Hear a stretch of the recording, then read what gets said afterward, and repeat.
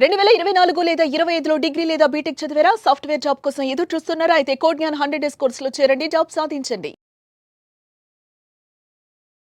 Right, welcome to Suman TV. నేను మీ Chandu Yadav.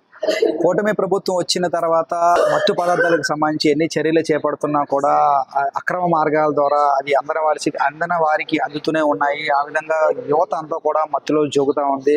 Police వ్యవస్థ ఎన్ని చర్యలు చేపడుతున్నా కూడా అక్కడక్కడ కొన్ని అసాంఘిక కార్యకలాపాలు వెలుగు చూస్తున్నాయి.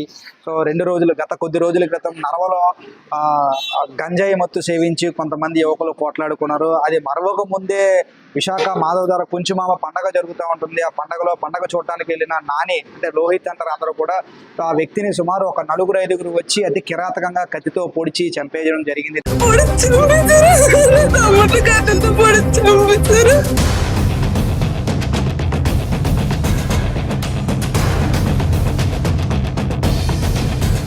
10 కత్తిపోట్లు కిడ్నీల్లో దిగిపోయినాయి, గుండెల్లో దిగిపోయినాయి.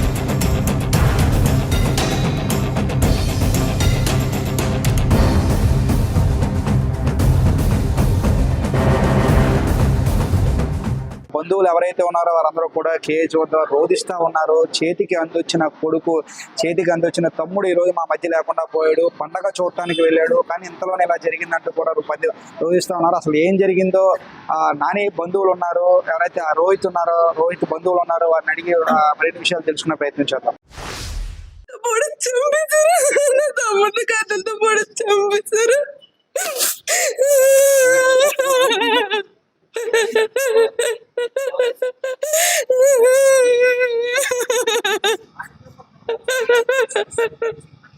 పండగలోకి వెళ్ళిన తర్వాత జరిగిందమ్మా. పండుగలోకి వెళ్ళిన తర్వాత జరిగింది. 1 గంటకి ఫోన్ వచ్చింది. 10 పోట్లు పొడి చంపేశారని చెప్పారు.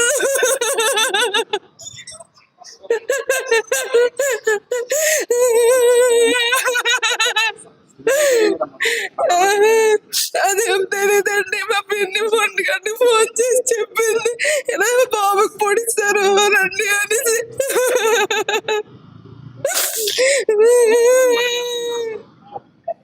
ఇంటి దగ్గర ఉంటాడు, ఏ పని చేయడు, చదువు అయిపోయిన తర్వాత ఇంటి దగ్గరే ఉంటున్నాడు.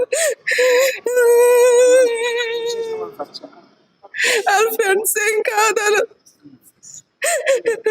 వాళ్ళ ఫ్రెండ్స్ కాదు, ప్లాన్ చేశారు ఇలా.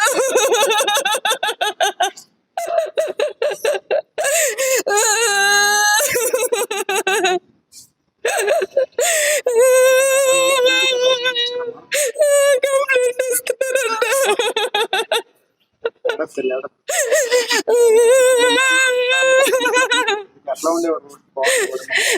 సొంత తమ్ముడు ఎలాగొంటాడు, కొడుకులా చూసుకుంటాము. ఆఖరి చెడిపోయాడు. 24 గంటల అక్క అక్క అక్క తిరుగుకొనే ఉంటాడు. మేనమామ, పెద్ద మేనమామ. ఏం జరిగింది అంటే అక్కడ పండగ జరుగుతుందని స్నేహితుల దగ్గరికి వెళ్ళాడు. కొంతమంది ఫ్రెండ్స్ ఏమో ఇక్కడ పరిస్థితులు బాగోరా, వచ్చి కారు ఎక్కి అంటే వద్దులే నేను సరదాగా అలా ముందుకెళ్తానని చెప్పి ముందుకు వెళ్ళినప్పుడు ఇప్పుడు పీక పట్టుకొని ఎవరైతే లాగాడో ఆడు మా వీధిలో చెత్తలు ఎత్తుతాడు. ఆడు పీక పట్టుకుని ఈడ్చుకెళ్ళిపోయాడు. ఆల్రెడీ బాబు పచ్చకామరితో ఉన్నాడు, కొంత తొయ్యడానికని శక్తి లేదు. ఈడ్చుకుని వెళ్ళి ఆ వ్యాన్ వెనకాల వేసరికి అక్కడ కొంతమంది ఉన్నారు. వీళ్ళందరూ పడుకోబెట్టి పొడిచేశారు. 10 కత్తిపోట్లు కిడ్నీల్లో దిగిపోయినాయి, గుండెల్లో దిగిపోయినాయి. మరి గవర్నమెంట్ మరి ఎలా న్యాయం చేస్తుందో చూడాలి.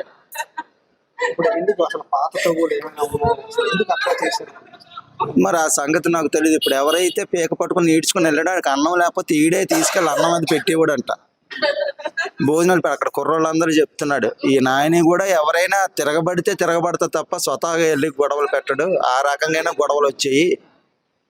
ఆడి పీక పట్టుకుని ఈడ్చుకెళ్ళిపోయాడు. ఆడికి ఎన్నోసార్లు తిండి లేకపోతే ఇప్పుడు చనిపోయినోడే తిండి పెట్టాడు.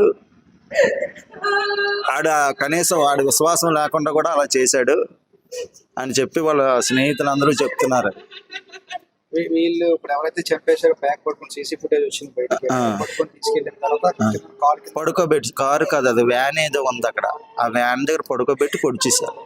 కిడ్నీల్లో దిగిపోయినాయి, గుండెలో దిగిపోయింది.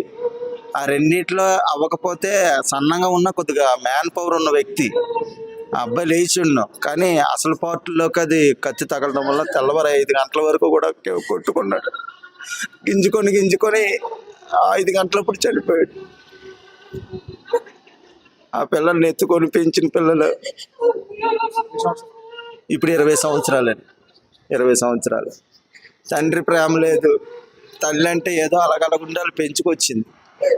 ఎవరి ప్రేమ బాబుకు లేదండి. అలాంటి పరిస్థితులు చనిపోతున్నప్పుడు కూడా ఎవరు లేని అనాథలేగా చనిపోయాడు. అంతమంది స్నేహితులు ఉన్నారు. చనిపోయిన తర్వాత ఇక్కడికి వచ్చిన తర్వాత 100 మంది స్నేహితులు వచ్చారు మళ్ళీ హాస్పిటల్ దగ్గర. పొడుస్తున్నప్పుడు ఎవరు లేరు. ఇది జరుగుతున్నప్పుడు తాగేసి ఉండాలి, గంజాయిలు తాగుతారంటారు వాళ్ళందరూ. మరి విన్నాను కానీ నేను ఎప్పుడు చూడలేదు. గంజాయిలు అలాంటివన్నీ తాగుతారు, మందు అది అన్నట్టు విన్నాము. అన్నం పెట్టాడు, ఎవరైతే ఆ మెడ మీద చేయి వేసి తీసుకెళ్లారో వాడికి చాలా రోజులు అన్నం పెట్టాడు నాని. కానీ వాడు అత్యంత కిరాతకంగా అన్నం పెట్టాడనే విశ్వాసం కూడా లేకుండా తన మెడ మీద చేయి వేసుకొని తీసుకెళ్లి ఒక వ్యాన్ ఎరక్కి తీసుకెళ్లి సుమారు 5 నుంచి 10 మంది కత్తితో పొడిచి చంపేశారు. చివరి క్షణం వరకు తను పోరాడుతూనే ఉన్నాడు. కానీ ఈ రోజు తెల్లవారు 5 గంటల సమయంలో హాస్పిటల్లో మరణించాడు. సో దీనిపైన పోలీసులు ఎవరైతే ఉన్నారో ఇప్పటికే ఒక నలుగురిని అరెస్ట్ చేసినట్టయితే తాజా సమాచారం. ఇంకా దీని వెనక చాలా మంది ఉన్నారు. వారందరినీ కూడా అరెస్ట్ చేసి నాని కుటుంబానికి తగు న్యాయం చేస్తారని కోరుకున్నాం. అదేవిధంగా కూటమి ప్రభుత్వం కూడా ఇటువంటి చర్యలు జరగకుండా మరిన్ని రక్షణ చర్యలు చేపట్టాలని అందరితో పాటు మనం కూడా కోరుకుందాం. చూస్తూనే ఉండండి సుమన్ టీవీ. వీడియో జర్నలిస్ట్ రవితేజతో చందు, సుమన్ టీవీ విశాఖపట్నం. సుమన్ టీవీలో మీ పర్సనల్ అండ్ బిజినెస్ ప్రమోషన్స్ కోసం కింది నెంబర్కి కాంటాక్ట్ చేయండి.